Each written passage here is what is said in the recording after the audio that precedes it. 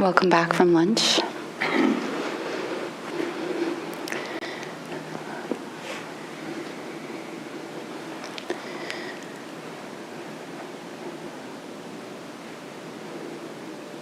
Just maybe taking a minute to feel your bodies full, not hungry, hopefully, and not too full.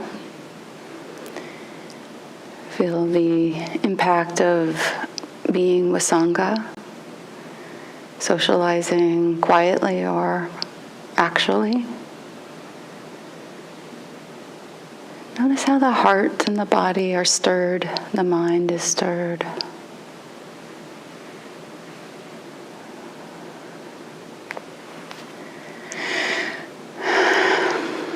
Taking some deep breaths into whatever's happening for you right now.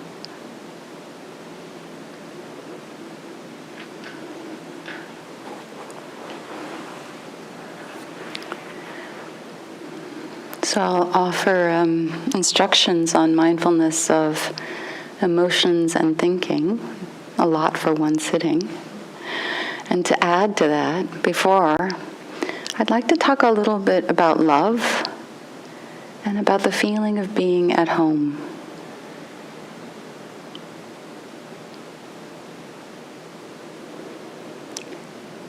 I have a little quote from Anne Klein. She says, "Attention is the start of love. There can be no love without attention. In cultivating attention, we're cultivating a possibility for intention and possibility for connection." And that's to ourselves as well as to others, to all. Attention is the start of love.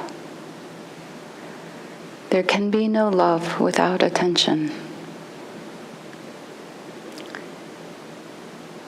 So, have we been attending today? Yeah. And then notice our relationship to how we've been attending, to what we've been attending to.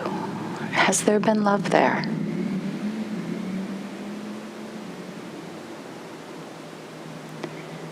Has there been love in how we're attending to our experience of breathing, of itching, of pain, of restlessness, of body?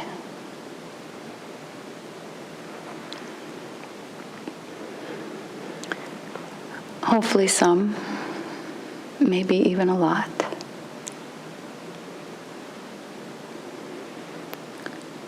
It's very different experience to cultivate awareness that meets things with love. Maybe so different it's hard to stay with sometimes.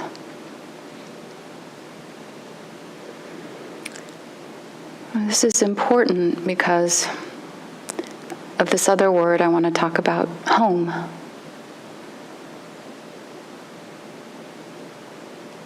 What is it to be at home?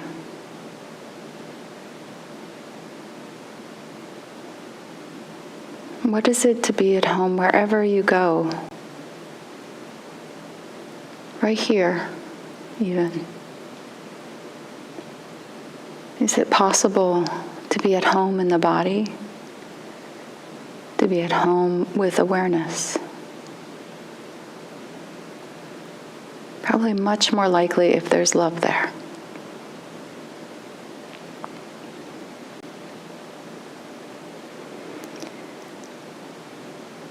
This idea of being at home maybe could also be described as embodiment, as presence.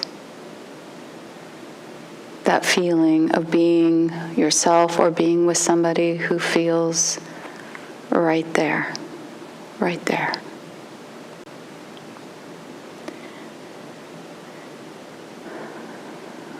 And often we think about home in the external world or homeless in the external world, and If we're at home in a structure, there's this belief, often truth, but not always, that, okay, the doors are shut. I'm here. It's my space.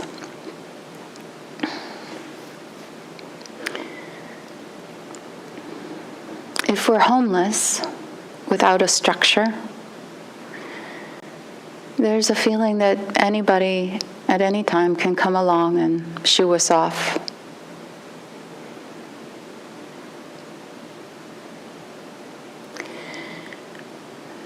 What if we apply the idea to our practice? If we can be at home in our bodies with awareness, what is it that helps us feel settled, present? And what is it that makes us feel like we're being pushed out, pushed away? Very often, it's our thinking or our emotions.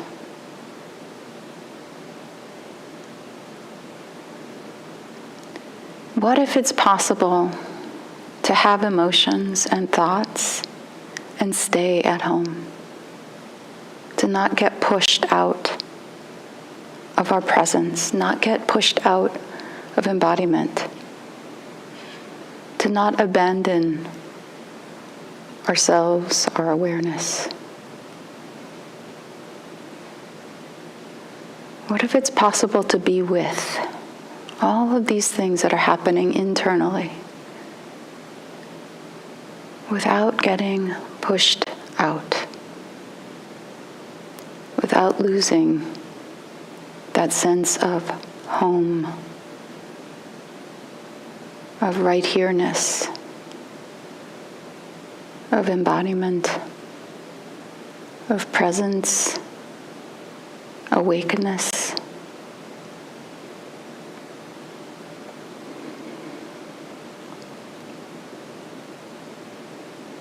It's sometimes hard to do that with emotions. Sometimes hard to do that with thoughts. Actually, there's so many ways we're compulsive, habitual, reactive.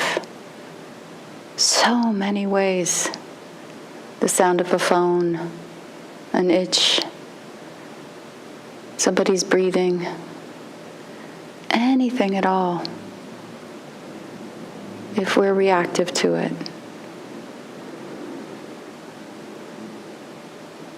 So,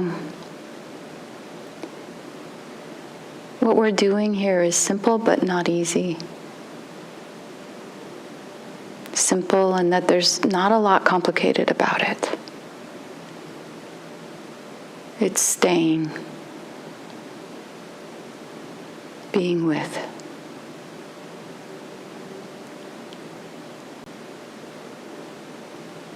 But that's not always easy.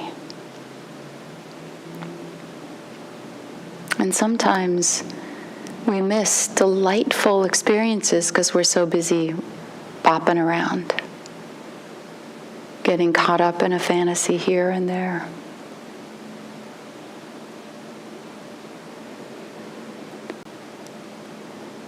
So we'll start the meditation working with emotions, and then transition to working with thinking.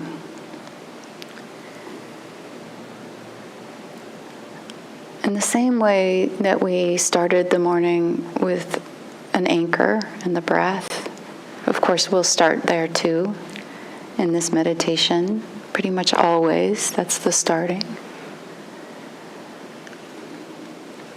And it's not that there won't be thinking happening or emotions when you're trying to focus on thoughts, but we'll try and use our awareness, our choicefulness, to be more tuned in to and attentive to certain parts of our experience, so we can get to know them a little better we can get to know the compulsions, the habits, the emotions, and even the thinking patterns better.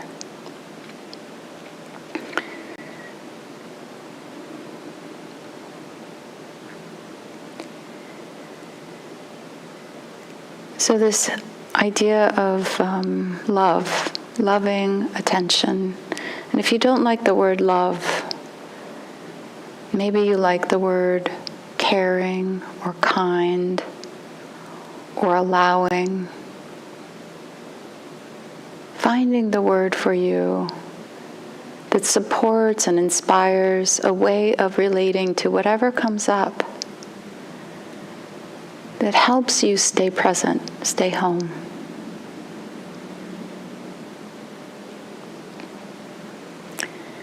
And one of the things that we'll do is focus on emotions, not the thinking about them, but the experience of them.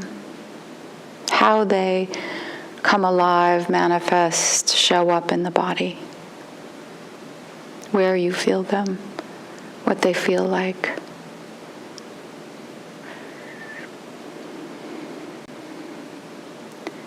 Emotions can get a bad rap. Sometimes we try not to have emotions. Sometimes we try to just have really good emotions. But the thing is it's energy that moves through us. And when we try and block negative, difficult emotions, we end up blocking all emotions.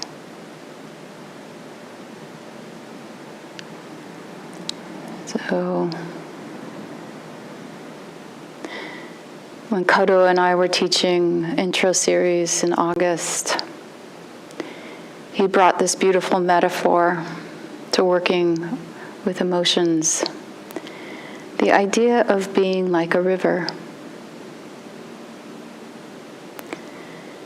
And being the river, the water itself, perhaps being the stream of feelings, emotions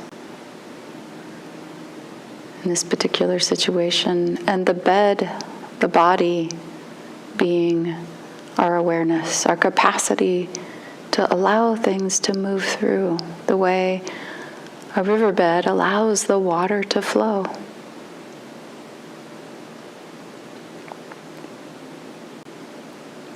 And sometimes we can be wide, broad, and deep riverbeds. Everything can just keep moving through. There's no problem.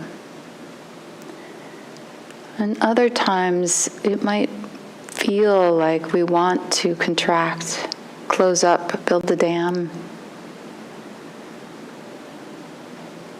But water, like emotion, is pretty amazing. It can find its way around. So maybe we become smaller rivers. We try and just be as wide as we can and let as much as we can come through.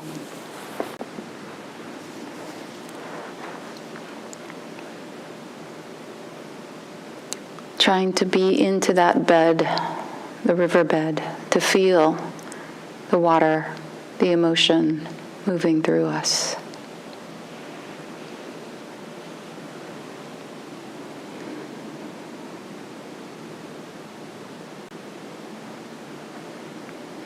So let's find our meditation postures or reestablish them. Maybe breathing in deeply and with it feeling the spine and the shoulders lift. Maybe rolling those shoulders back and open.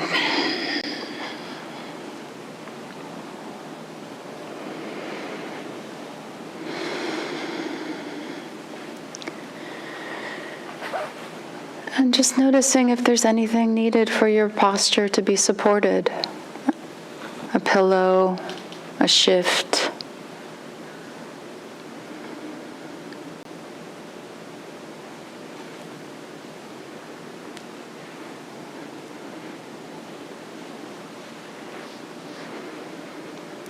And taking some Nice, full, intentional, deep breaths right now as we begin the formal practice of meditation with the body prepared.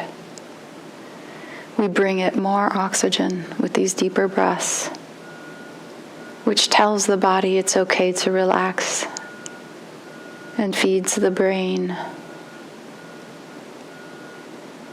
And you can even possibly feel the blood or the oxygen moving through your system, being aware of breath and body at the same time.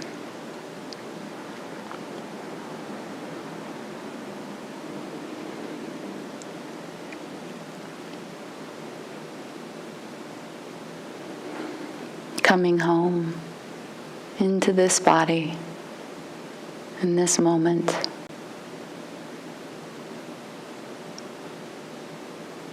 Feeling into it.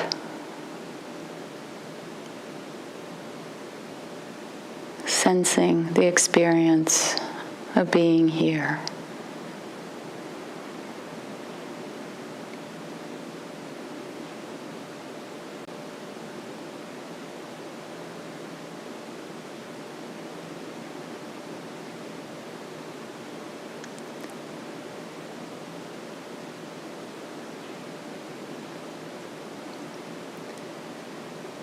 And whatever your anchor,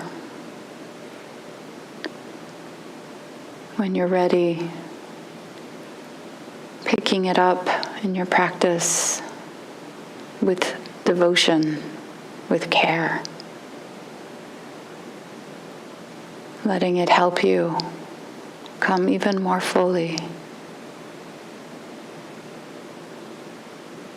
in a continuous way, breath after breath.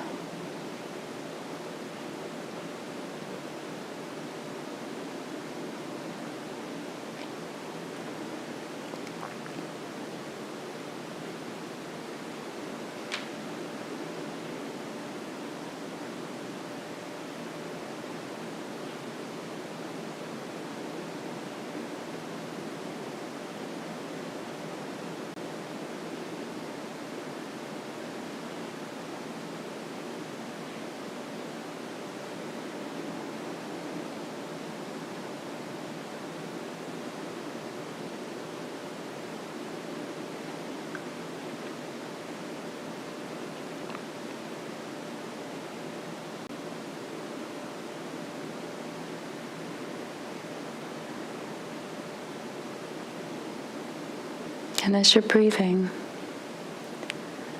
maybe bring your awareness into the heart, into the chest.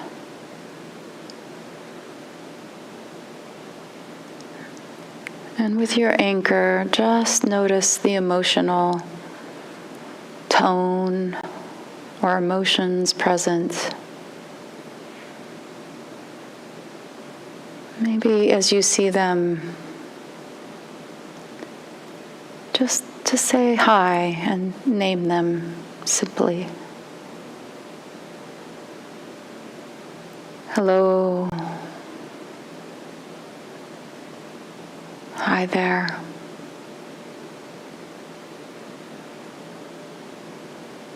I see you peeking over there.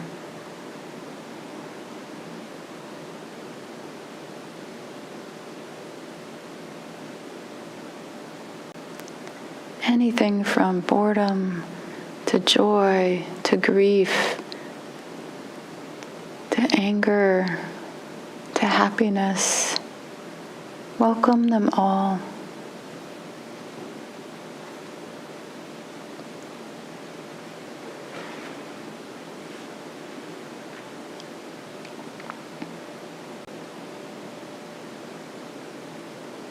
Part of the richness of living in a human body is emotions.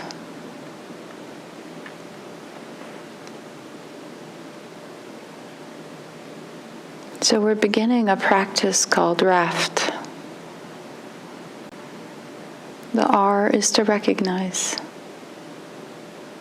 The simple recognition of emotion.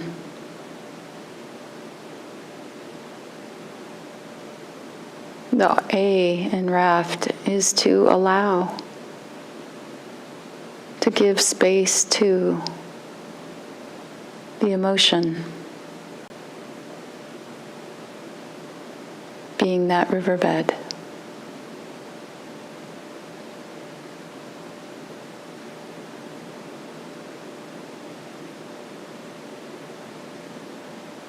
And maybe choosing one emotion in particular to work with that doesn't feel too difficult.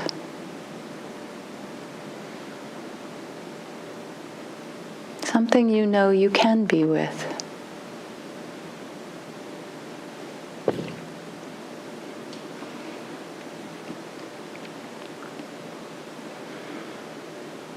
And then to feel it, that's the F of raft, to feel it in your body, how it's living, being expressed. This is the sensation, the language of the body. And feeling it is how we let the body know it's heard.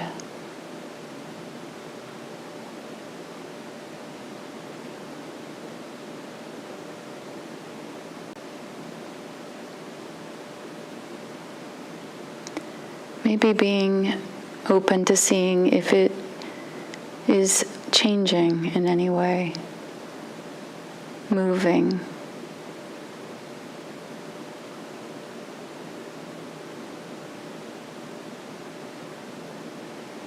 Maybe simply noticing if it feels pleasant, unpleasant, or neutral.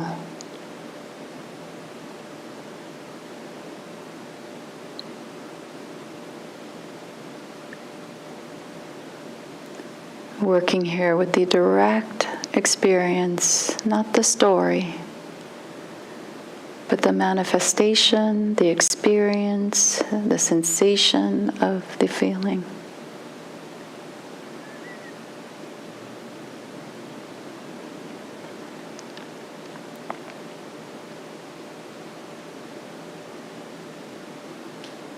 And when you feel you have felt the emotion, and if you feel ready to move to the next part of raft, you might imagine a great room, lots of space. There may be many chairs or a giant table in the center.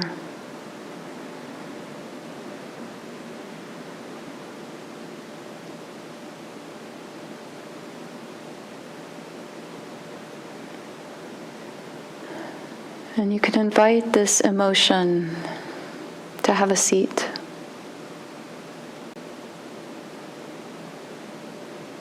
And if there were some thoughts that were connected to this emotion,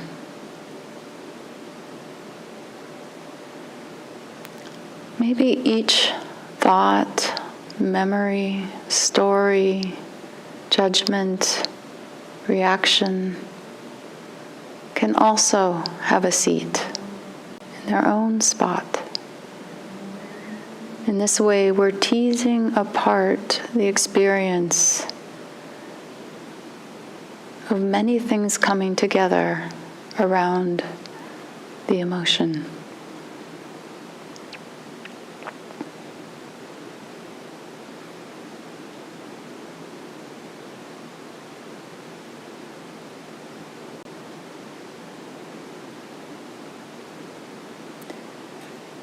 And maybe just getting a feel for how many characters, how much history, how much story is involved in this particular feeling. And maybe almost alone at the table. You may be in a crowded room.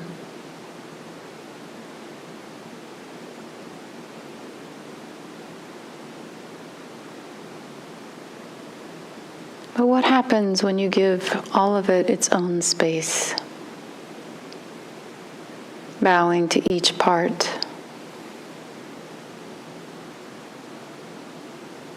Letting them untangle from each other.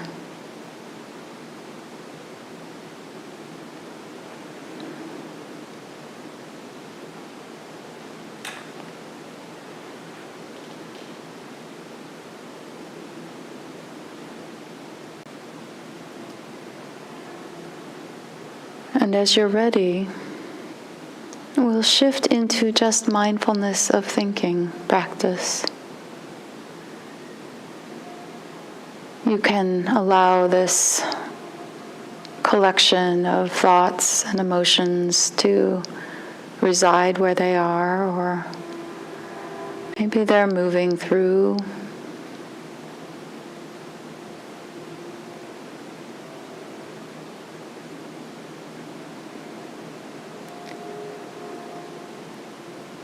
Maybe imagine that the thoughts are like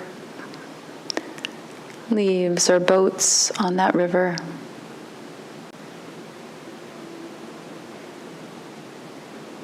Awareness being the riverbed, waters being the energies and emotion. Little boats or leaves can represent the thoughts coming and going.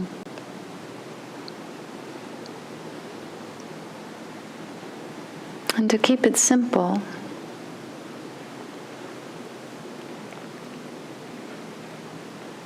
you might want to just start by noticing the types of thinking that is happening. Types of thinking can be visual, seeing images. They can be auditory, hearing. They can be literally words spelled out.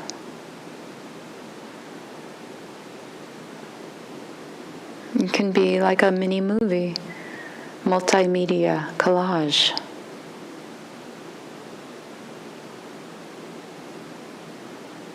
Just seeing them in this simple form.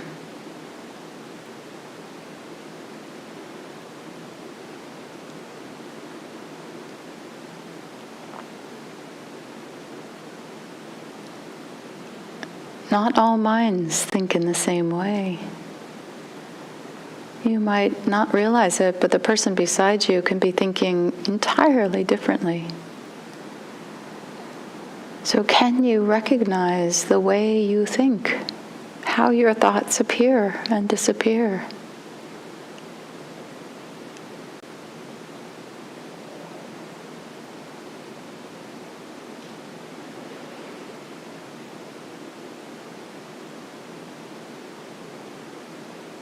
Another simple way might be to notice and label thoughts by categories of planning or conversing or rehearsing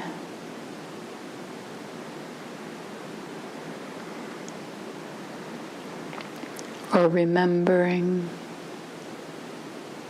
maybe just simply thinking.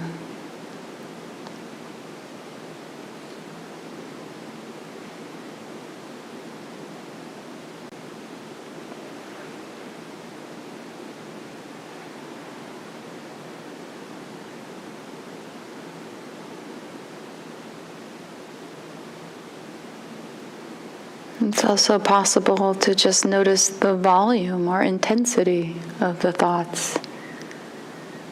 They may be coming rarely, slowly, in groups, clusters. What's the pacing? What's the level of intensity? What's the speed?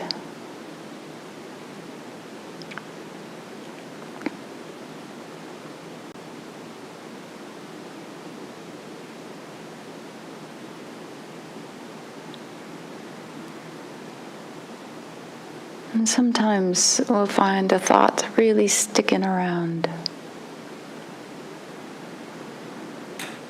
If that's happening, it may be very useful to notice if there's an emotion present with the thought. And then you can do the practice of raft silently in your own process if it's helpful. To recognize the emotion, allow it to be there.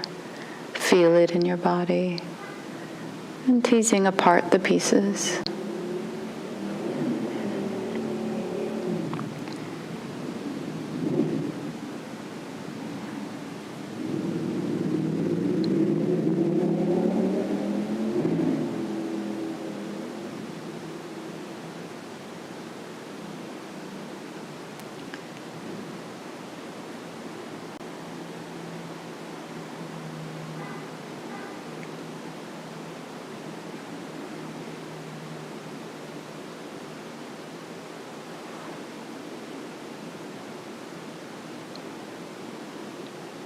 At some point, it might be possible for thinking to kind of go to the background,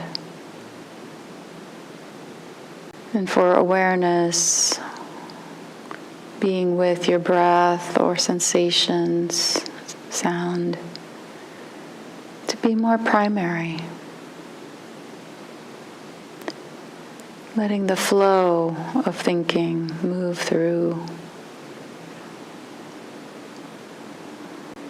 Not needing to speed it up or slow it down, change it.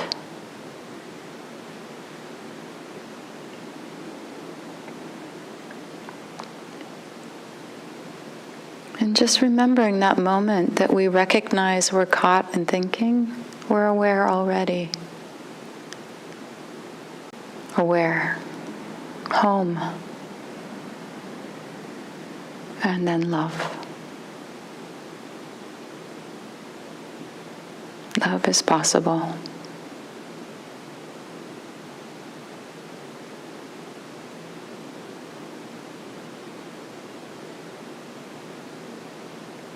Can we just let thoughts be thoughts? Events in the mind.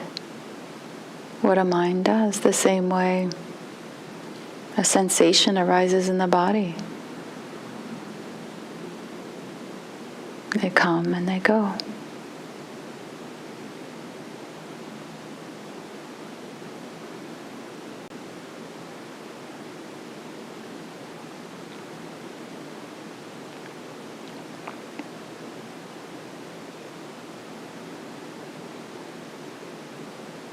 And not me, not mine even. Just the nature of the mind to make thoughts.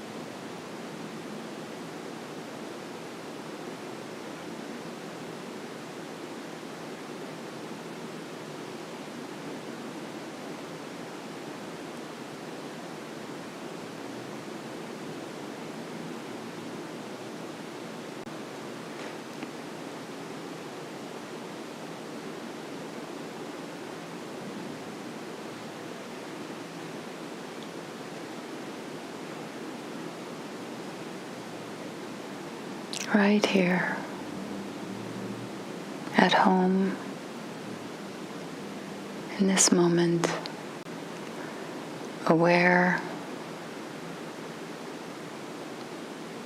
knowing thinking, knowing sensing, knowing hearing, knowing breathing. Maybe feel into the awareness that recognizes this all.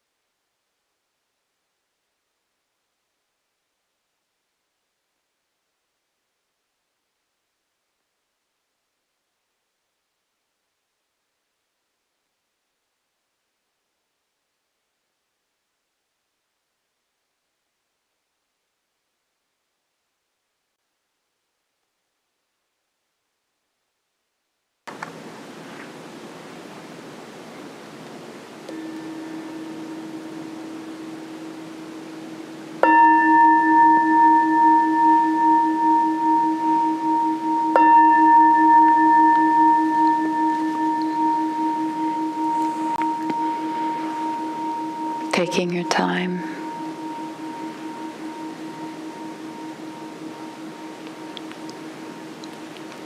Moving slowly to walking practice. We'll be back at 2:45 for our next practice session.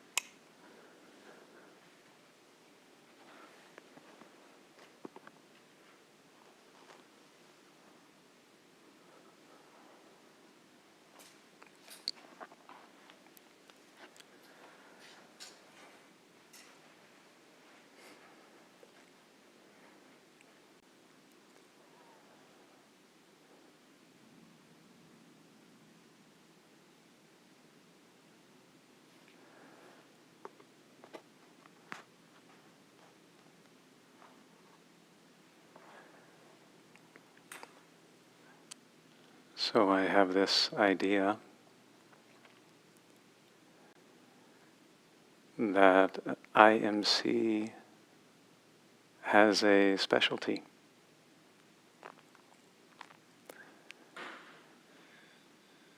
And that specialty is simplicity.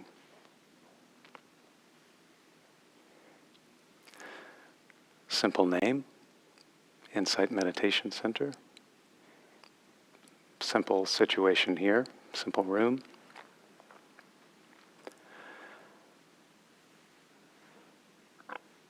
And the practice of a simple, straightforward awareness.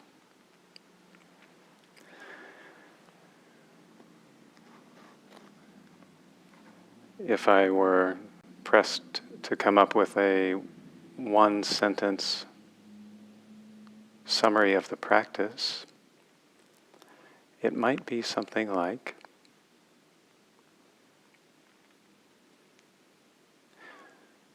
clear awareness of present moment experience with a balanced mind. Clear awareness of present moment experience with a balanced mind.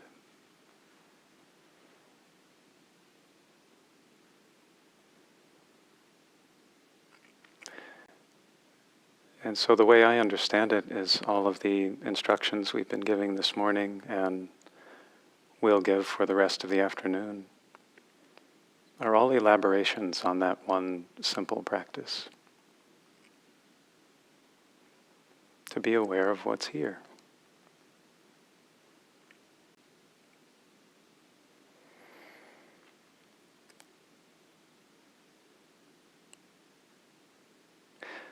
I think if we started with just saying, oh, be aware of what's here, there's so much we might miss.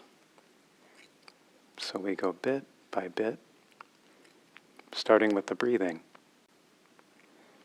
settling in with the breathing, connecting to embodied experience, then including emotions, including our thinking, to be at home right here.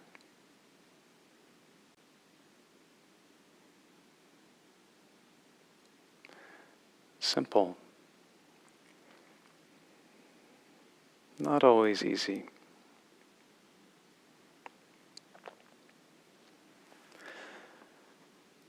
So with this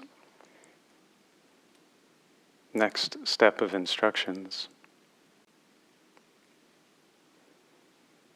keeping that simplicity nearby.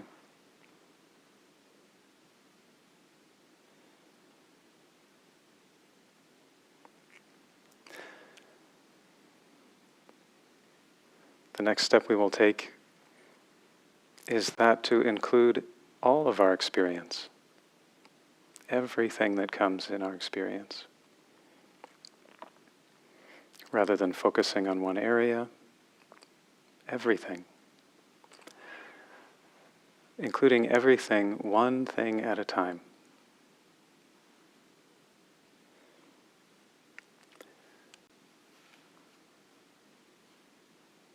So we call this practice open awareness.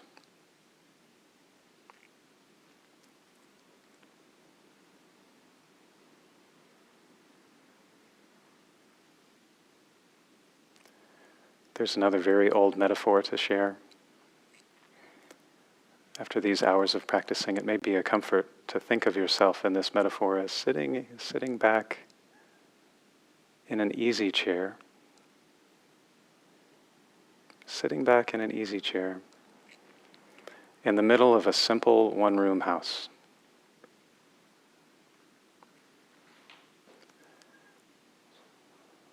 One-room house, one door, 4 windows.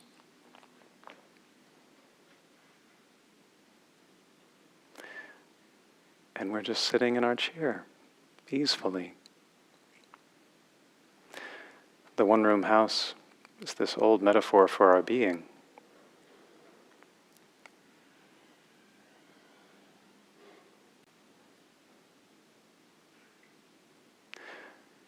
And each of the, let's say, each of the windows in the door is one of our senses. The eyes, the ears, the nose, the tongue, the body, and of course the mind.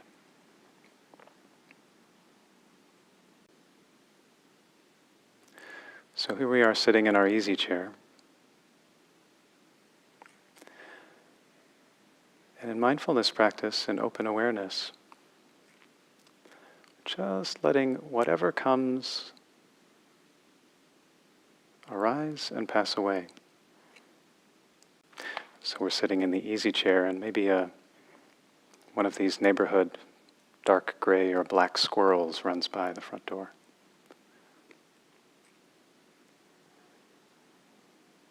We see the squirrel run by. We don't get out of our chair. We don't pursue it. We don't pull away from it. We don't follow it. Or tell ourselves a story about it. It just comes right by. And then maybe a bird lands on a windowsill. And then flies off.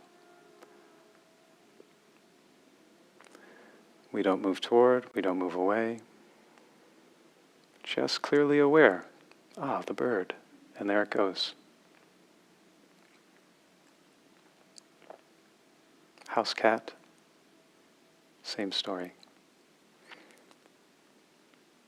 For our practice, to stay back in the easy chair and just having an easeful, simple relationship to whatever arises at any of the senses.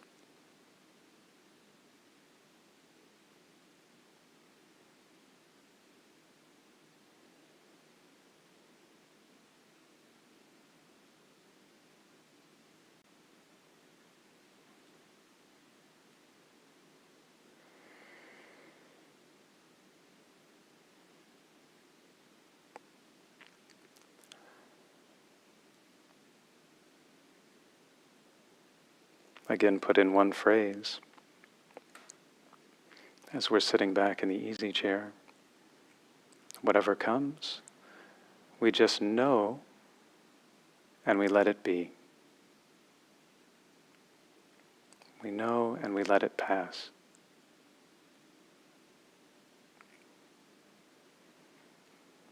Whatever is known.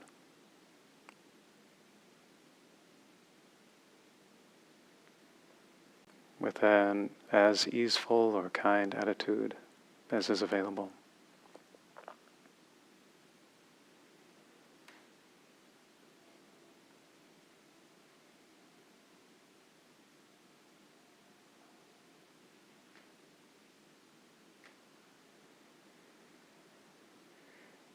So in terms of the meditation practice we've been doing,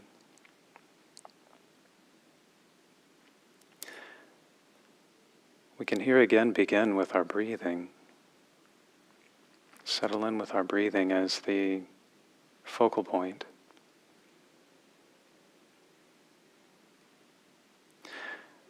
And then, as anything becomes predominant, say a sensation becomes predominant,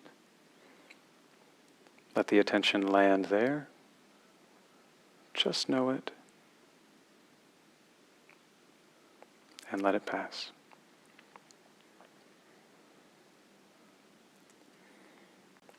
The change we're making with open awareness is this one.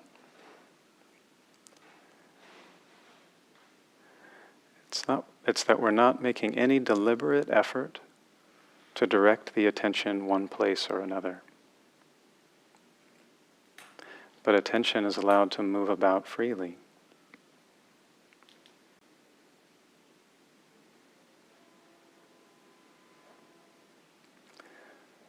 That might look something like, I notice the inhale. I notice that then the attention moves vibration in the foot,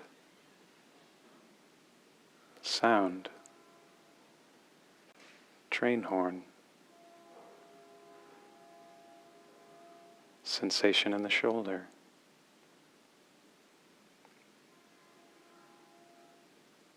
Just wherever attention moves on its own, we accompany it.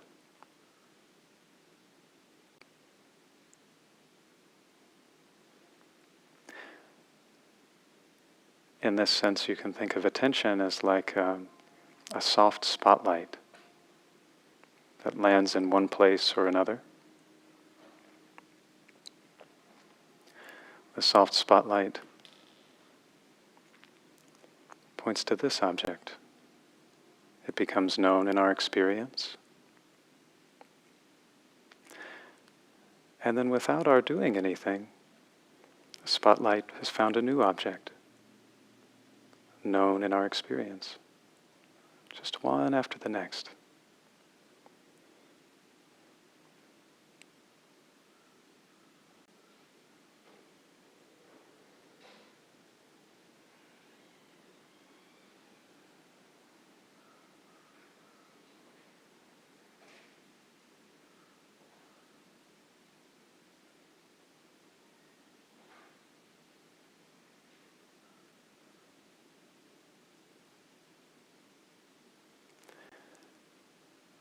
If you find that the attention becomes difficult to follow, or you find yourself moving into distraction, you can just come back to the breathing, or whatever your anchor happens to be.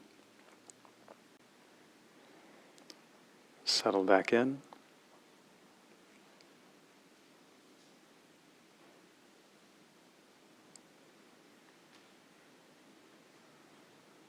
Perhaps for a few minutes. And then again, release any intention to accompany the breath. Just accompanying attention as it moves here, now there, now there.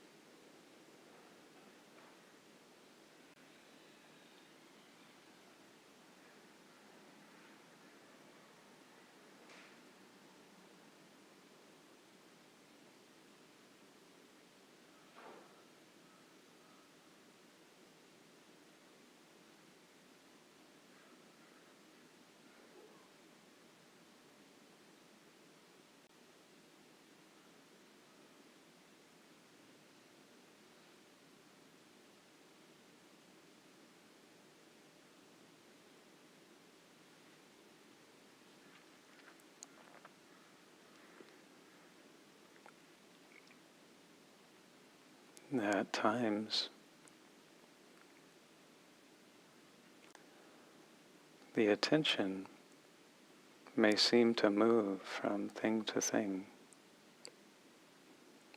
from experience to experience.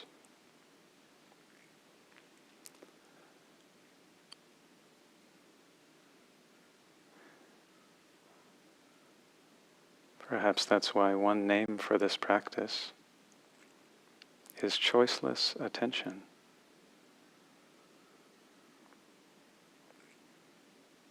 We don't choose what arises or where the attention is to go, but we accompany the attention and recognize what is known in a simple way.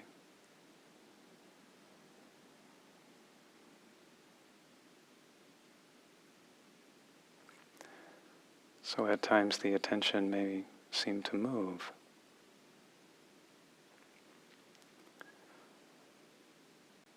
At other times, it may feel or seem like the attention, like the mind itself, doesn't move at all.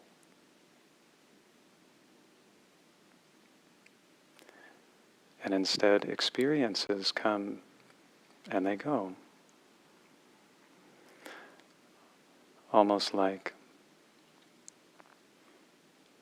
the vast openness of the night sky doesn't seem to move. But there may be a little sparkle of a star, or a planet, or a twinkle comes into space and then vanishes.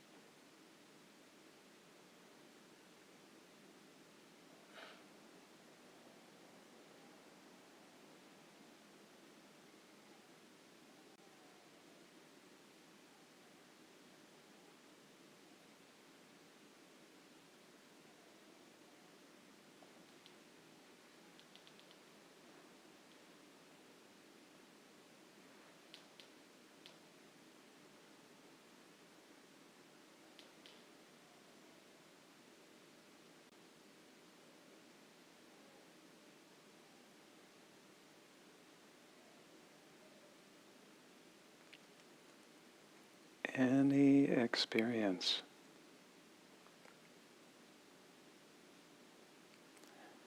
Internal or external.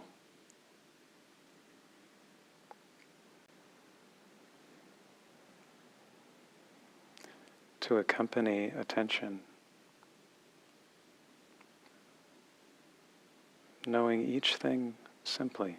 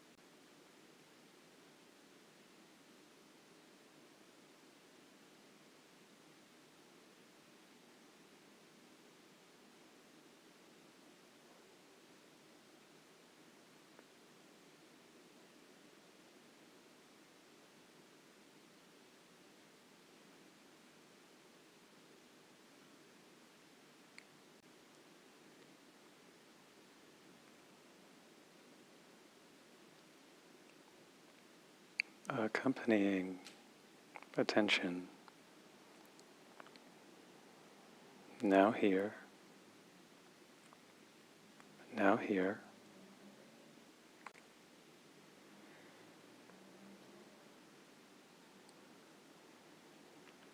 And if the mind is currently prone to distraction, no problem.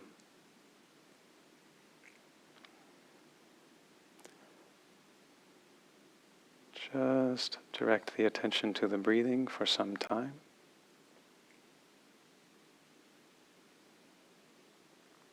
Simplifying.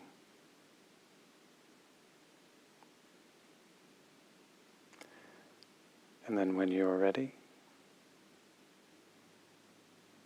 opening awareness again to choiceless attention.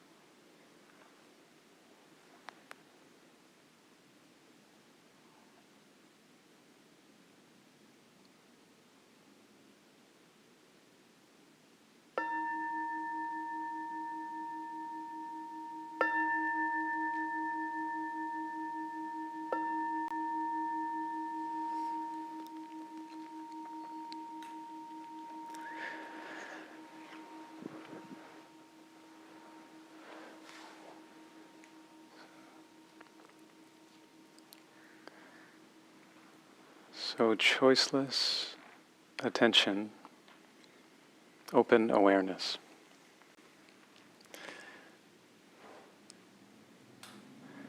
Every experience that arises can be incorporated.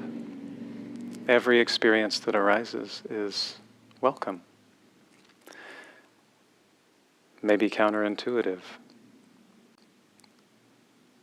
Experiences may be pleasant. They may be unpleasant. It's not an indication that something has gone wrong. But with choiceless attention, open awareness, we're knowing, feeling, sensing our way along the path with whatever experience comes. And maybe to hold as a question, what is the freedom that's to be known right there in the knowing, in that simple experience?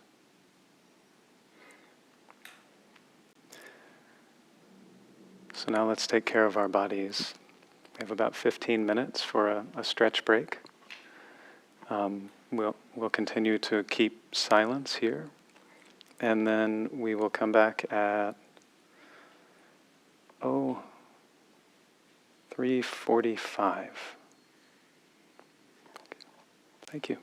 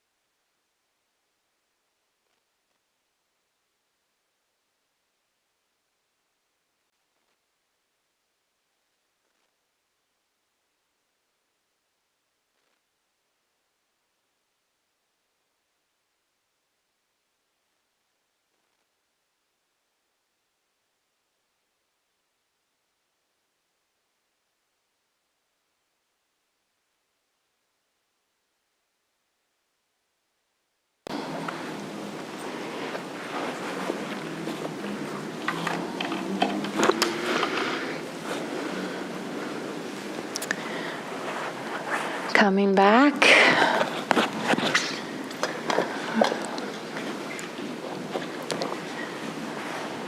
Near the end of our day of practice together.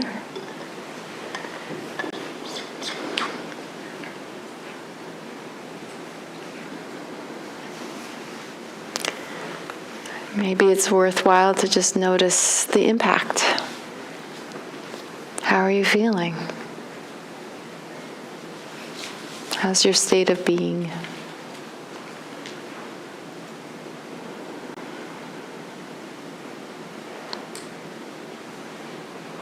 We're switching the schedule up a little bit, in case you were following it closely. And I'm going to give a little talk now, and then we'll create space for some reflections, questions.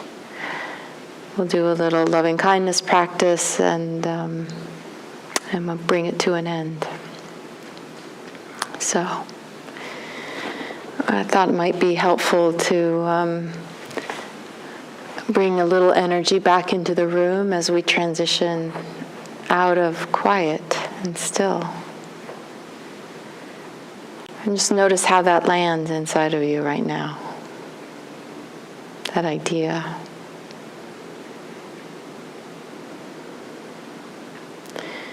Sometimes people are ecstatic and looking forward to, moving out and talking, and sometimes there's a bit of a pang, a reluctance, or a bracing to go back into a lot more stimulation, expectations, ours and others. So just checking in and noticing, what's true for you.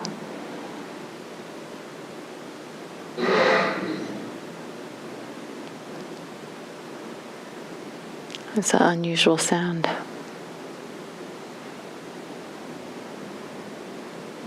Do you remember how you felt when you walked in the door this morning?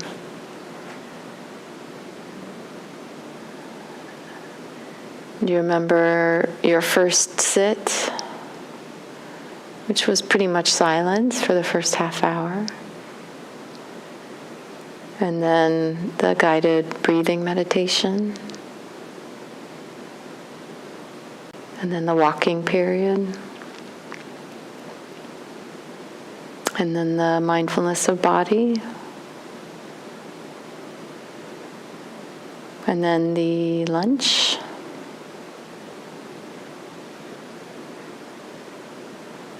Coming back to mindfulness of both emotions and thoughts. Another walking. An open awareness practice. It's a lot of meditating, a lot of ground to cover in one day. Nice work. Some of you, this may be your first time doing a long day long, or first time in a long time. Ooh. Nice job. Yeah, wow.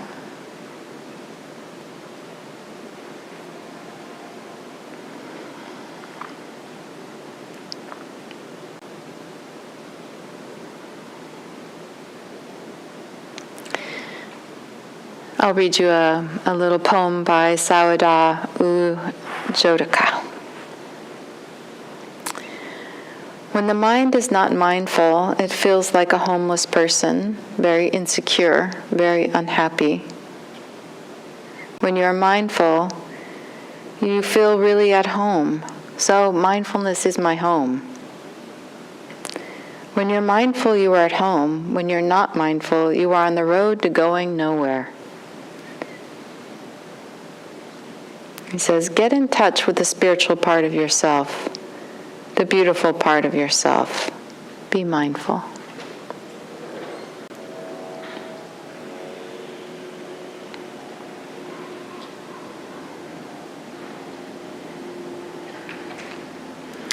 I wonder if you felt a sense of coming home at all today. A sense of coming back into connection with more or all of yourself.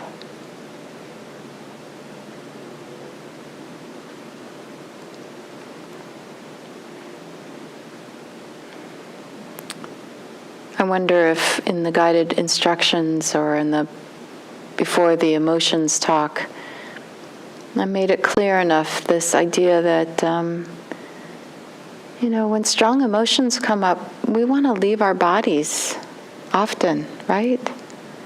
The feeling, it can be so strong, we want it to stop, we want out.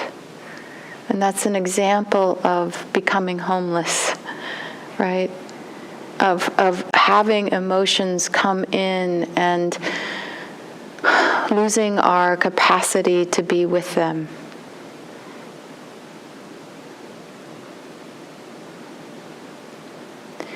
And there is a way with this practice we cultivate the capacity to be with really intense things, emotions, thoughts, experience. And we can have this capacity to maybe be, like I say, weebles that wobble, but they don't fall down. Probably you guys are too young to remember this toy. It was called a weeble, and they were like kind of little people, but they had these round bottoms, this round base. And so they would be on your, the table, and you could knock them, and they'd wobble, but they don't fall down. They wobble, and they come back up. And so we can, cultivate the capacity to be like that ourselves, to be like a tree that bends in the wind, but we don't lose our ground. We don't get uprooted. We don't completely fall over. We can let it come and move through us and, okay, right here, right here. Sometimes our thoughts, I see people really having a hard time with their thinking. I've seen people hit themselves because of their thinking. They're so upset and distressed. It's another way of leaving and not meeting our experience, trying to escape from it.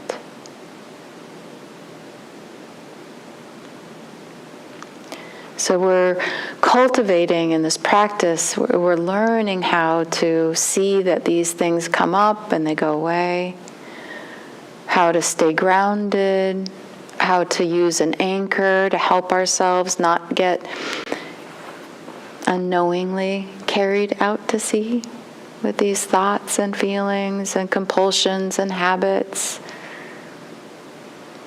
the conditioning that's been building up our whole lives.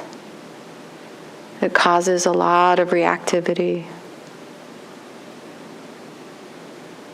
So we're learning how to see these things come up and stay. And in that process, we're freeing ourselves. We're bringing an end to that conditioning by not responding in the traditional way, the habitual way.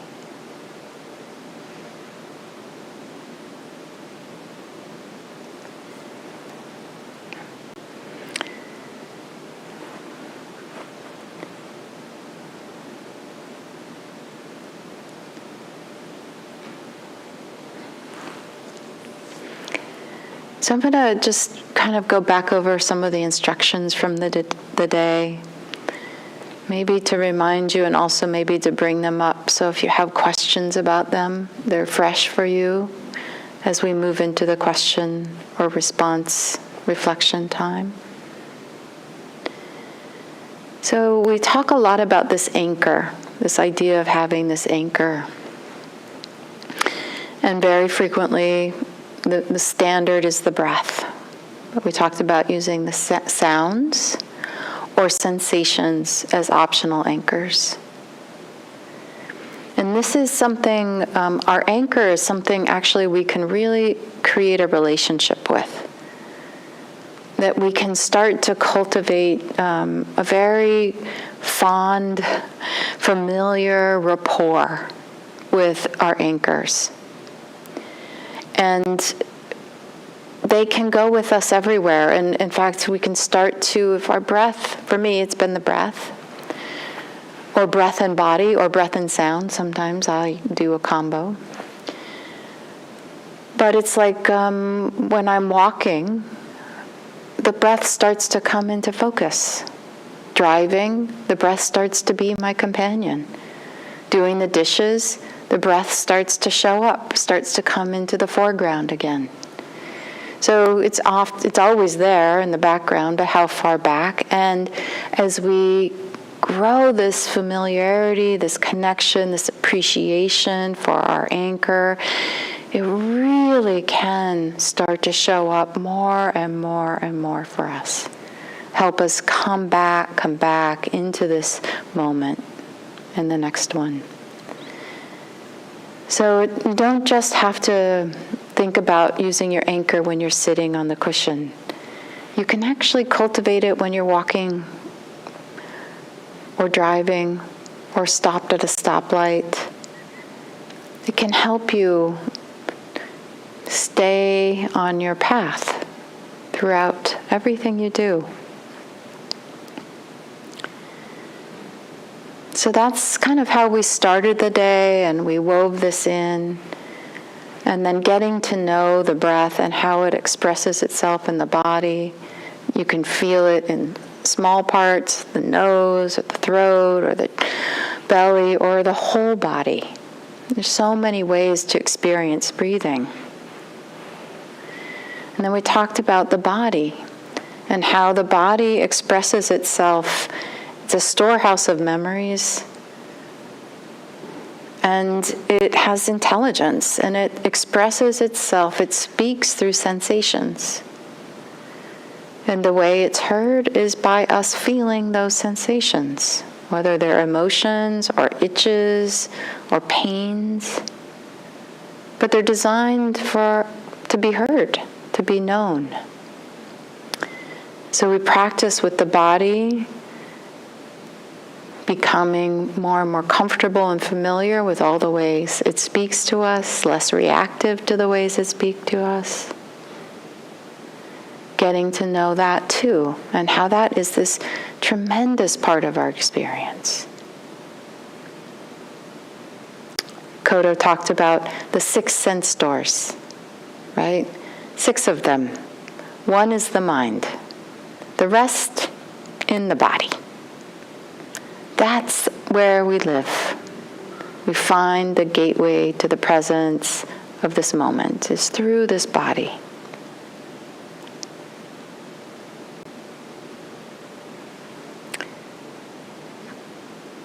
When we're working with emotions, I offered the raft: recognize, allow, find and feel, tease apart.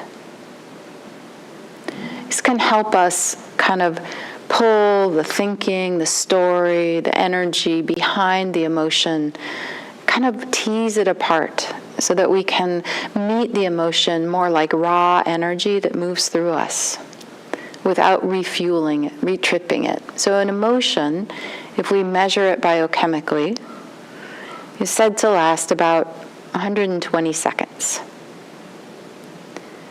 Now, do all your feelings come and go in 120 seconds? No, right? Why? Well, because we re-trigger them with more thoughts, more fuel. So this pulling apart helps maybe slow down this process of feeding and refueling and re-triggering emotions. And then we worked with thinking, and we tried to work with it around noticing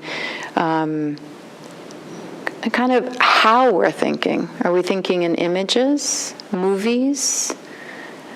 Are we thinking in conversations, narratives, words that are typed across the screen? Sometimes it's just sort of this background noise. we all think in different ways. Some of us don't see images. Some of us don't see words. Some of us, it's dominantly talking in our minds. How do you think? What did you learn about your own thinking?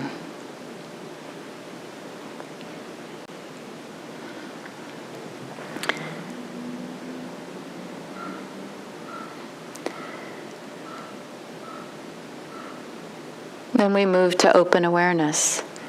So we spent all day, right, differentiating these parts, learning how to meet each part of our experience. And then we are invited to sit back in our easy chair with the one door and the 4 windows, kind of like the 5 senses in the body. And just let things come up, come in, come out, flow out. And as one thing becomes dominant, we're with it, and then it passes away, and we're maybe with our anchor until the next thing comes up. Choiceless awareness. We're not choosing what to be aware of, but we're allowing whatever comes to be known.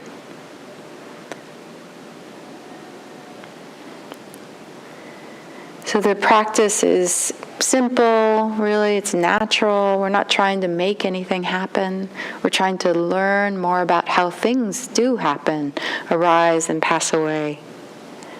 We're inviting more ease. And we're learning that we can be mindful of any experience, that we can meet any experience. It is possible to meet any experience. And this is good news. It points to the fact that we can use and be supported by mindfulness in every aspect of our life. On the cushion, off the cushion, on a retreat, daily life, when somebody's screaming at you, when you're looking at a car accident, at any moment we can be mindful. Mindfulness can become a very trustworthy friend. I'm going to end by reading the same poem I started with. When the mind is not mindful, it feels like a homeless person, very insecure, very unhappy. When you are mindful, you feel really at home. So mindfulness is my home. When you're mindful, you are at home. When you're not mindful, you are on the road to going nowhere. Sayadaw a u jotaka. So, now we would love to hear your voices. We would love to hear how the day has been for you. Any of your questions, reflections. We bow to you for your practice, your endurance, the way you've shown up, stayed here. It's really been a gift to be here with you today. So we've got the mics, and we're also open to YouTube questions or comments if they come up, and so Sage will check. So who's willing to hold the mic and speak? Thank you.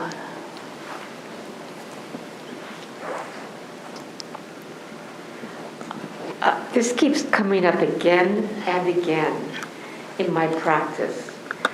I can be mindful and what I consider a good Buddhist for about all day, and do my meditation, and but at 9 o'clock or right before, it's like, okay, you've done it, and I want to just be human. I want that ice cream, and I want more of it. I don't want to have to think about, oh, every bite is great. Oh, every bite is great. And I don't want to have to. I want to think about all these people and all those situations that I've avoided all day because that's not good intention. I have an hour to do this, and I want to go for it. And I keep running into that, I'm exhausted, and I want to just, just have that for me.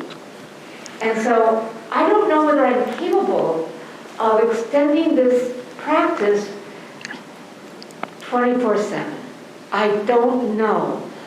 I really don't know. I don't know. Would you like one of us to venture a response, Yes, Noah? I would. Okay. And do you have any sense of what would be most helpful to hear?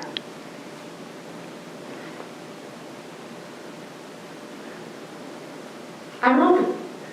What? I am open. Okay, great. Kodo, you want to give it a go? Sure.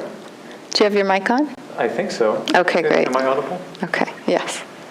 First, thank you very much for the honesty and the passion and like the real flesh and blood humanity of what you shared.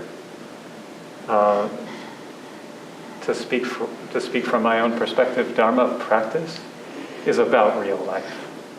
It can really sound like we're just dealing in ideals, especially when we're talking about instructions.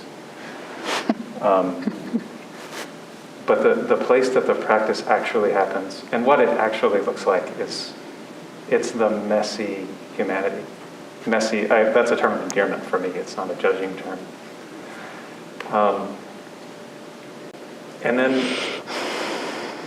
And then what I hear in that last hour,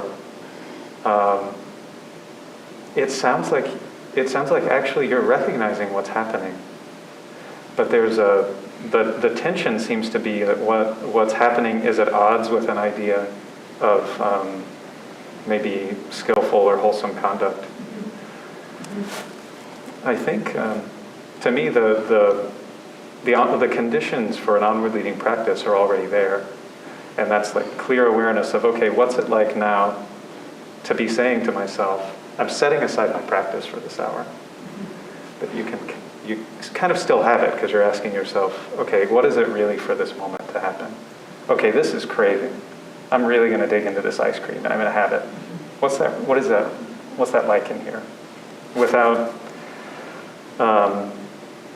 adding, or without the evaluation being in the foreground.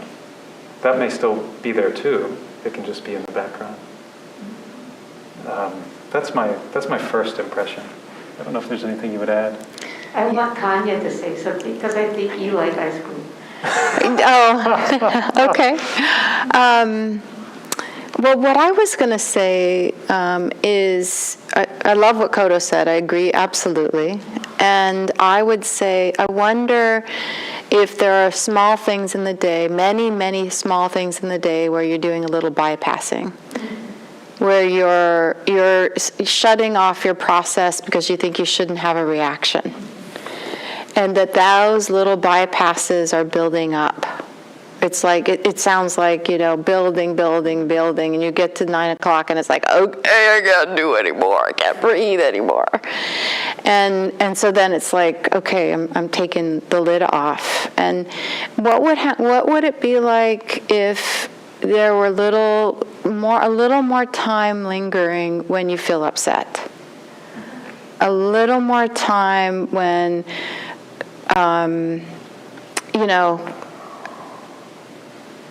with most likely the things that aren't so pleasant. The thoughts, the feelings, the exchanges, the appetite. Yeah. So maybe you're using your reservoir of willpower up.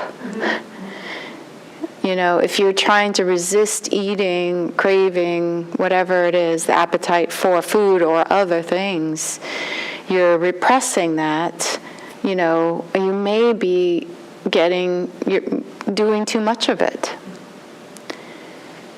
And so it doesn't mean we have to give in to a craving necessarily for ice cream or alcohol or whatever it is.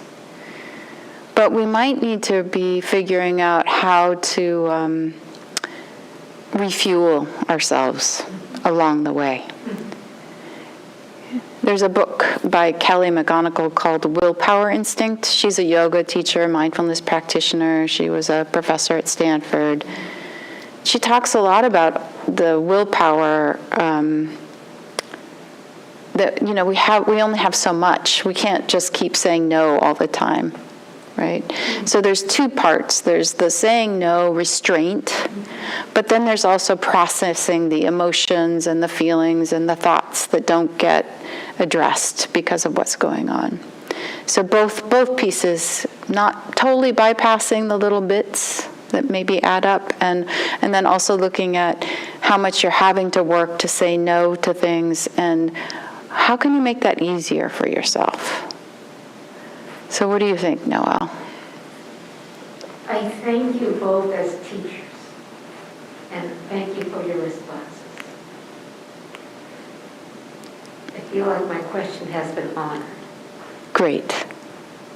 I definitely honor and bow to your question. Okay.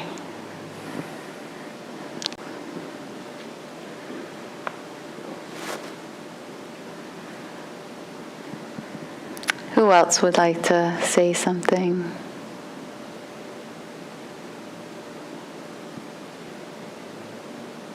Joe, would you like to talk about anything about the day? Right here, Joanne, right here. Oh, sorry. Okay, hi. Is this on yet? Okay, so... This way. Towards you, like, Yeah, it's on already. But, well, now it's off. So you're like this. So like you're like, I don't know.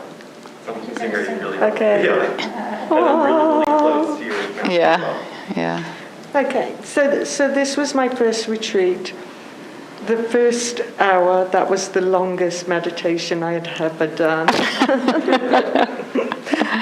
I'm surprised I lasted the day, but I had an inkling I would. Things came up for me that, like, I was expecting other things to come up for me, and it didn't. But what I was working on, instead of, I was probably in anticipation of what was coming up, so I was controlling it to a degree. But I also resonated with the storyline running through our minds. So that made me more aware. And also this leaflet, like on the covering page, it's either you have a wholesome mind or a non-wholesome mind. And that was a really simple distinction for me, because I like to be happy, I like to be joyful. So it's like, okay, well, let's focus on that. But I should still be mindful of when the sad things come up, and that I can still process them, but they're just fleeting, like the squirrel. Oh, squirrel, cat, dog. And the other thing that was coming up, it's like, sometimes how do you process things? Yeah. So if you keep looking at things like cat, dog, squirrel, are you really closing things out? Because I tend to go with the thought to reach a conclusion. So then I feel like I've processed the thought. So a couple of those instances came up. Okay. That was wonderful to hear, Joanne, and really grateful you hung in there with us today. Do you have want any response or a question in there? You just sounded great, you sounded aware. I don't know if there was anything in there that you want a response. I suppose the question about processing, you know, when events happen to us or around us, like the leaf blower. And when the leaf blower came, I was telling some of the people here at lunch, I wanted to run out and tell him to switch it off Then I wanted to run out and tell him they were going to be banned next year, so he wouldn't be able to do it. And then I wanted to run out and have compassion for the person blowing it if he wasn't wearing a mask because of all that dust that was going into his lungs, or her lungs, I should say. And then I was just watching my thoughts go. But yeah, I suppose the question about processing, and sometimes we get carried away on our thoughts to find the root of what's bugging us. So, or sometimes I'll just put it in my mind and lock, like literally I have like all these little locks in my mind, and it's gone behind the lock and I close it. But sometimes it'll pop up to be processed again. So what's happening then? Want to go first? No, you. Great. Well, since I didn't get to say thank you for hanging in there today, I'll say that first. How wonderful. Just taking a moment with that. In terms of processing, such a valuable way to get to know ourselves, to be with thoughts to their conclusion. I think that's one of the reasons that a journaling practice is so powerful. You know,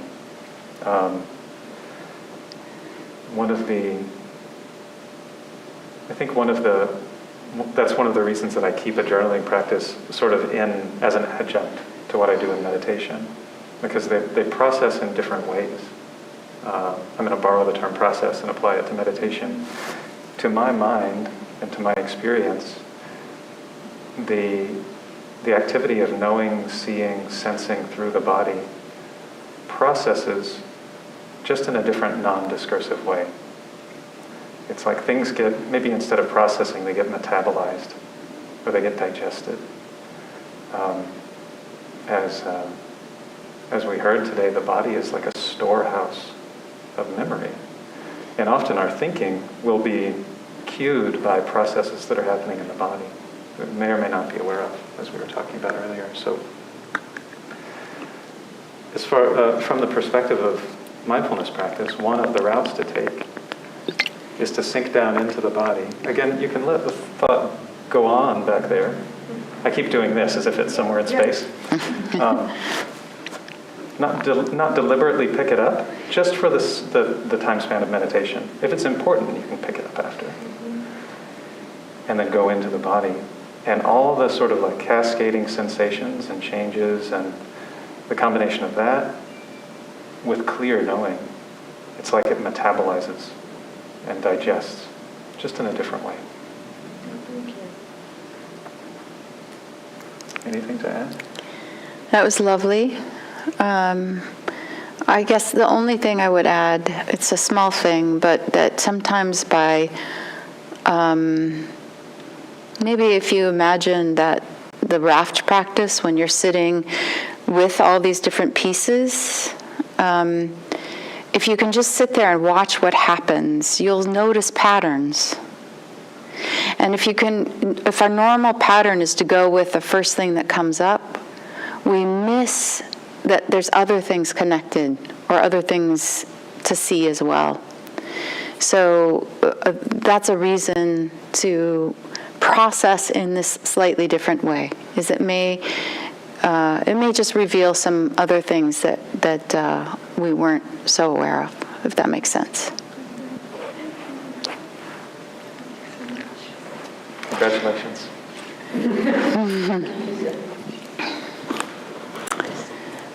Great. Two questions. Question number Can you hold it like this and a little closer? Yeah. Question number one is, like today was a longer seat, so you know when you get out of it, you have that peace, the serenity, which lasts for maybe a few hours. You do a longer retreat, maybe say 4 or 5 days, you take the peace and serenity, the ability to be, I would not call equanimous, but at least, centered may be the word, where you don't get so hindered or, perturbed by what's going around you. It's just wonderful to see that, after the retreat, if you have done a longer retreat, it lasts a little longer. Let's say, the 4 or 6 day retreat, it will last days. And then when it's like, you're living two lives of sorts. When the effect kind of wanes down, then, your old conditioning or whatever you call it, it kind of kleshas or, your own, it kind of comes back, You see it because you're enough mindful to see it. The idea is, one question to it is, does this require, prolonged degrees of hours and hours of meditation to kind of make it your own, as if, that peace doesn't kind of have these vanning away kind of phase. The part two of the question is, occasionally, this happens very occasionally, it probably with me it happens with a little bit of try to kind of, unhook the idea of self. Mm-hmm. It happens only when it's deep, deep, deep inside. And, the mind is kind of a little rare. I don't know if that's the way to say it. It's kind of a little thin. Mm-hmm. And that's when you get it. But when you get it, there is a sense of fear. Mm-hmm. And you kind of go into it, and then you try to hold on to it, but I think somewhere either the mind comes in or the fear comes in. Mm-hmm. Is this heard of, or is this normal, or is this something that people experience? Because it's hard to talk about this to a regular person. Mm-hmm. 2 is what is a way to kind of hone it, because I assume that's where you want to be at some point in your practice, where at least during the practice, if you can hone it, I think bringing it to, walking, talking in the world might be a little hard, but at least for that, like half an hour of practice, to hold it a little longer would be my question. Sorry, I think it's a little long, but... You might want to hold on the mic just to see if, okay. We can both. Yeah, let's both, yeah. So the first part of your question, was about the how long the more calm or equanimity lasts. And I would say that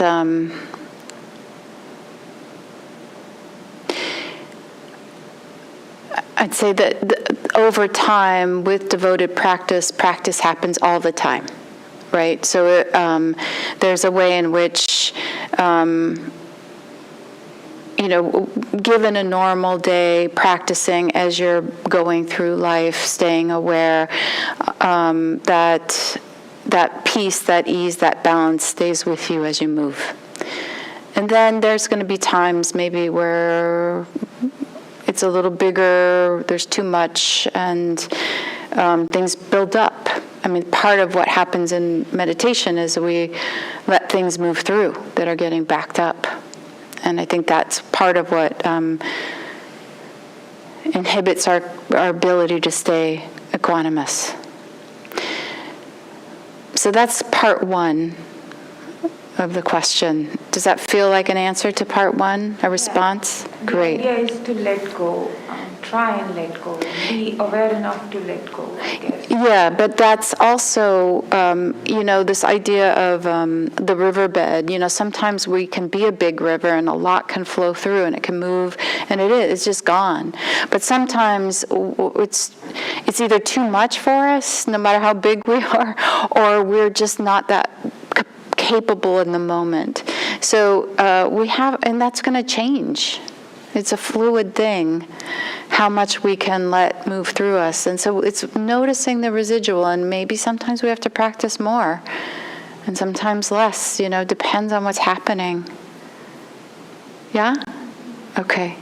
Do you want to take part two? Sure. Great question.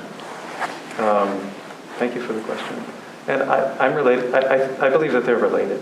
Mm-hmm, I do too. These two questions. I want to start by saying at the end of a very long retreat, I asked the teacher in a practice discussion, do I have to go back because I don't want all of the all of the distress to come back. The states were just so nourishing and so beautiful. And he said to me, anything that you can regard as a state will pass away. But you may see something, as those kilesas are re-arising, you may see what an important period of practice this is. How do I pick them up? How do I pick up my habits of mind and appropriate them as mine? What are the processes by which I fabricate a self? And that's where the second part of the question comes in. And I picked up, there was a word you used that was like thinning. I think you described the mind as very thin. So it's easy for the sense of self to not arise. So true. And just to directly address one of the questions you had about that, is the sort of fear normal? And yes, that's part of the process. I feel like that deserves many minutes, so I'm sorry to have to be brief about that. The part about thinning is not only does the mind become thin, but the influence of greed and hatred and delusion and sense desire gets very, very thin. And then in our daily life, in the way that Tanya was saying, it's like things don't move through quite as much, so those two get thicker. It's like they get thicker, our self gets thicker. And one of the ways I see the training is that when we're off the cushion, keeping an eye out for and watching the processes of greed, hatred, and delusion, and how they're operating in our daily life. Are there ways that I'm showing up in my daily life that are thickening those, and thereby thickening a sense of self? There's a lot of ground to cover in what you said, so I think maybe we'll start there. Thank you so much. Sure. It's 4:28. We did great. 4:28 is great. 4:28 is great, and I'm sorry if anyone wanted to say something more and they didn't get to, because it was delightful to hear and to be with you. So just the briefest of metta practice, and then Sally is here to help with cleanup. So it takes about 15 minutes to tidy the Sangha. So if you're all willing or able to stay after, many hands make light work. And Sally's a master at making it all dance. So, all right. Oof. Back in the body, taking a breath. Bringing in just maybe the spirit of goodwill, the spirit of Sangha, the teachings, the generosity. What a gift that we are in this space that actually comes from dana. People gave money to create this space to make it possible for us to be here. May all beings be so blessed. May all beings everywhere be safe and protected from inner and outer harm. May all beings, ourselves included, everyone included, be happy, healthy, and at ease. And may the benefit of our practice be for the benefit of all.